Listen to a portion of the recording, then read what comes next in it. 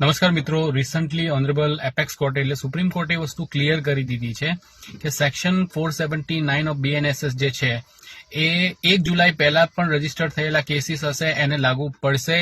અને section 479 of BNSS એવું કહે છે કે જે વ્યક્તિ ફર્સ્ટ ટાઈમ ઓફેન્ડર છે, જેને પહેલી વખત અપરાધ કર્યો છે અને એ અપરાધ જે છે એની સજા જે છે એ મૃત્યુદંડ અથવા આજીવન કેદ નથી અને એ વ્યક્તિ અત્યારે જેલમાં છે અને ટોટલ સજાના જે 1/3 એટલે કે ત્રીજા ભાગની જે સજા જે છે એમને કમ્પ્લીટ કરી હોય તો એ બેલ માટે એલિજિબલ થશે, એમને બેલ મળી શકશે.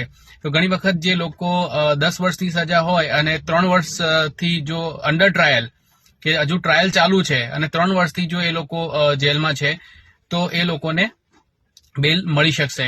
એટલે જે અંડર ટ્રાયલ પ્રિઝનર 1/3 ત્રીજા ભાગની સજા પૂરી કરી ચૂક્યા છે એ બેલ માટે એલિજિબલ થશે.